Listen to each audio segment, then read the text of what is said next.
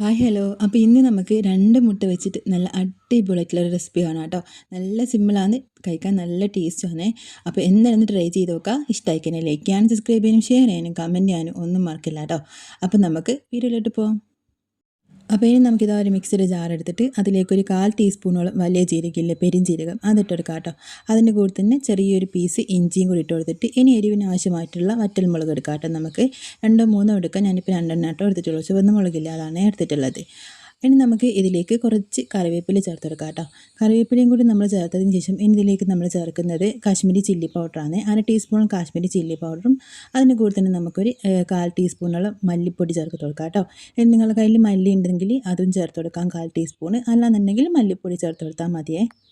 അപ്പോൾ ഇനി നമുക്കിതെല്ലാം കൂടി ഇതുപോലൊന്ന് ക്രഷ് ചെയ്തിട്ടെടുക്കാം കേട്ടോ. നന്നായിട്ട് അരച്ചെടുക്കേണ്ട, വെള്ളമൊന്നും ചേർക്കാൻ പാടില്ല കേട്ടോ. ഈ ഒരു രൂപത്തിലാക്കി എടുത്തിട്ട് നമുക്കൊരു സൈഡിലേക്ക് മാറ്റി വെക്കാം. അപ്പോൾ ഇനി നമുക്കിതാ ഒരു പാത്രത്തിലേക്ക് 2 മുട്ട പൊട്ടിച്ചിട്ടെടുക്കാം കേട്ടോ. ഇനി ഇതിലേക്ക് നമുക്ക് ആവശ്യമുള്ള ഉപ്പ് ചേർക്കാം. അതിൻ്റെ കൂടെ തന്നെ 1 ടീസ്പൂണോളം നമുക്ക് പാല് ചേർത്ത് കൊടുക്കാം കേട്ടോ. അപ്പോൾ ഇപ്പോൾ നമ്മളിതാ ഇതിലേക്ക് ഉപ്പും പാലൊക്കെ ചേർത്ത് കൊടുത്തിട്ടുണ്ട്. ഇനി എല്ലാം കൂടി നന്നായിട്ടൊന്ന് മിക്സ് ആക്കി എടുക്കുന്നുണ്ട് കേട്ടോ. ഇതുപോലെ ഒന്ന് നന്നായിട്ടൊന്ന് മിക്സ് ആക്കി എടുത്തതിന് ശേഷം നമുക്കിതൊരു സൈഡിലേക്ക് മാറ്റി വെക്കാം. ഇനി ഒരു പാൻ വെച്ചിട്ട് അതിലേക്ക് നമുക്ക് 1-2 ടീസ്പൂൺ വെളിച്ചെണ്ണ ഓയിൽ ഒഴിച്ചെടുക്കാം കേട്ടോ. നന്നായിട്ടൊന്ന് ചൂടായിട്ട് വന്നതിന് ശേഷം നമുക്കിതിലേക്ക് ഒരു സവാള ചേർത്ത് കൊടുക്കാം. ഒരു സവാള, വലിയൊരു സവാള ആയിട്ട് എടുത്തിട്ടുള്ളത്. ചെറുതാണെങ്കിൽ 2 എടുക്കാം. വലുതായതുകൊണ്ട് ഞാനിപ്പോൾ 1 എടുത്തിട്ടുള്ളത്. അതൊന്ന് ഇതുപോലെ ഒന്ന് കട്ട് ചെയ്തിട്ട് ഇതിലേക്ക് ഇട്ട് കൊടുക്കുന്നുണ്ട്. എന്നിട്ടൊന്ന് വഴറ്റിയെടുക്കാം കേട്ടോ ചെയ്യുന്നത്. അപ്പോൾ നമുക്ക് സവാള ഒന്ന് പെട്ടെന്നൊന്ന് വഴന്ന് കിട്ടാൻ വേണ്ടി ഇതിലേക്ക് ഒരു അല്പം ഉപ്പ് ചേർത്തെടുക്കാം കേട്ടോ ഈ ഒരു സമയത്ത്. എന്നിട്ട് എല്ലാം കൂടി നന്നായിട്ടൊന്ന് മിക്സ് ആക്കി എടുത്തിട്ട് നമുക്കൊന്ന് ഫ്രൈ ആക്കിയിട്ടെടുക്കാം. സവാളന കളറൊക്കെ ഒന്ന് മാറി ചെറുതായിട്ടൊരു ഗോൾഡൻ ബ്രൗൺ കളറായിട്ട് വരുന്നത് വരെ നമുക്കിതുപോലെ നിങ്ങൾ ഫുൾ ഫ്ലെയിമിൽ തന്നെ ഇട്ട് കൊടുത്തിട്ട് വഴറ്റിയെടുക്കാം കേട്ടോ. അപ്പോൾ ഇപ്പോൾ ഇതാ സവാളയുടെ കളറൊക്കെ മാറി നന്നായിട്ട് വഴന്ന് വന്നിട്ടുണ്ട്. ഈ ഒരു കളറൊന്നായി കിട്ടിയിട്ടുണ്ട്. ഈ ഒരു പാകത്തിന് സവാള ആയിക്കഴിഞ്ഞാൽ ഇനി നമുക്കിതിലേക്ക് നമ്മൾ ക്രഷ് ചെയ്തിട്ട് മാറ്റി വെച്ചിട്ടുള്ള ആ ഒരു പൊടികളുണ്ടല്ലോ, അതൊന്നും ഇതിലേക്ക് നമുക്ക് ചേർത്തെടുക്കാം കേട്ടോ. അപ്പോൾ ഇനി നമുക്കിതൊന്ന് ഈ ഒരു എണ്ണയിലും ഈ ഒരു സവാളയിലൊക്കെ ഇട്ടിട്ട് നന്നായിട്ടൊന്ന് വഴറ്റിയെടുത്തിട്ട് ഇതിൻ്റെ ആ ഒരു പച്ച മണം ഉണ്ടാവുമല്ലോ, ചെറുതായിട്ടൊന്ന് ആ ഒരു മണം ഒന്ന് മാറി വരുന്നത് വരെ, ആ ഒരു സ്മെല്ലൊന്ന് ചെറുതായിട്ടൊന്ന് മാറി വരുന്നത് വരെ നമുക്ക് ഇതുപോലെ ഇങ്ങനെ ഇളക്കിയെടുക്കാം കേട്ടോ.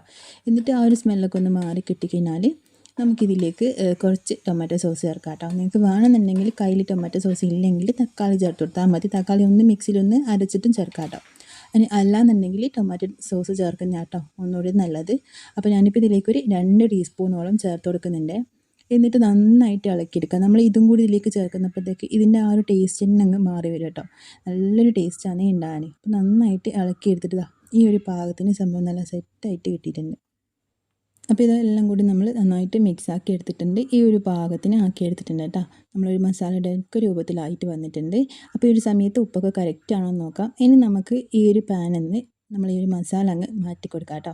മസാല ഒക്കെ മാറ്റിയതിന് ശേഷം നമ്മൾ നേരത്തെ മിക്സ് ആക്കി വെച്ചിട്ടുള്ള നമ്മളെ മുട്ട ഇതിലേക്ക് അങ്ങ് വെച്ച് കൊടുക്കാം. മീഡിയം ടു ലോ ഫ്ലെയിമിൽ വെക്കാൻ പ്രത്യേകം ശ്രദ്ധിക്കാം കേട്ടോ. എന്നിട്ട് നമുക്ക് ഇതിലേക്ക് ഈ ഒരു മുട്ടയുടെ മുകളിലേക്ക് നമ്മൾ നേരത്തെ ഉണ്ടാക്കിയിട്ട് മാറ്റി വെച്ചിട്ടുള്ള ആ ഒരു മസാല ഉണ്ടല്ലോ, അത് വെച്ച് കൊടുക്കാം കേട്ടോ. അപ്പോൾ അതിന് മുമ്പായിട്ട് കുറച്ച് മല്ലിയില ഇതിലേക്ക് ഇട്ട് കൊടുക്കുന്നുണ്ട്. നിങ്ങൾ കയ്യിലുണ്ടെങ്കിൽ ഇട്ട് കൊടുത്താൽ മതി, നിർബന്ധമൊന്നുമില്ല കേട്ടോ. അപ്പോൾ നമ്മളിത് അതിൻ്റെ മുകളിലേക്ക് മല്ലിയിലിട്ടതിന് ശേഷം നമ്മൾ ഉണ്ടാക്കി വെച്ചിട്ടുള്ള ആ ഒരു മസാലയും കൂടി വെച്ച് കൊടുക്കുന്നുണ്ട്. എന്നിട്ട് ഇതുപോലെ ഇങ്ങനെ എല്ലാ ഭാഗത്തേക്ക് ആക്കി കൊടുക്കാം കേട്ടോ. ഞാനിപ്പം 2 മുട്ടയ്ക്കുള്ളതായിട്ട് ഉണ്ടാക്കി എടുത്തിട്ടുള്ളത്. അപ്പം മുട്ടയുടെ എണ്ണം കൂടുമ്പോൾ നമ്മൾ ഉണ്ടാക്കിയെടുക്കുന്ന മസാലയുടെ അളവും കൂട്ടാൻ വേണ്ടി ശ്രദ്ധിക്കാം കേട്ടോ. സവാള കുറച്ച് അധികം എടുത്ത് കൊടുത്താൽ മതി. അപ്പം നമ്മളിതാ ഈ മസാലയ്ക്ക് ഇതിൻ്റെ മുകളിലേക്ക് നന്നായിട്ട് ആക്കി കൊടുത്തിട്ടുണ്ട്. വീണ്ടും നമുക്ക് കുറച്ചുകൂടി മല്ലിയിലിട്ട് കൊടുക്കാം കേട്ടോ. എന്നിട്ട് നമുക്കിതൊന്ന് അടച്ച് വെച്ചിട്ട് ഒന്ന് സെറ്റ് ചെയ്യാൻ വേണ്ടി എടുക്കാം. ഒരു 10-20 സെക്കൻഡ് മാത്രം മതിയാവുക. ഒരുപാട് സമയമൊന്നും വെക്കേണ്ടിയില്ല. ആ ഒരു സമയം കൊണ്ട് തന്നെ നമ്മളെ മുട്ടയൊക്കെ നന്നായിട്ട് കുക്കായിട്ട് വന്നിട്ടുണ്ട് കേട്ടോ. ഇതുപോലെ നന്നായിട്ട് കുക്കായിട്ട് വന്നിട്ടുണ്ട്. ഇനി നമുക്കിത് ഫ്ലെയിം അങ്ങ് ഓഫാക്കി കൊടുത്തിട്ട് വേറൊരു പാത്രത്തിലേക്ക് അങ്ങ് മാറ്റി കൊടുക്കാം.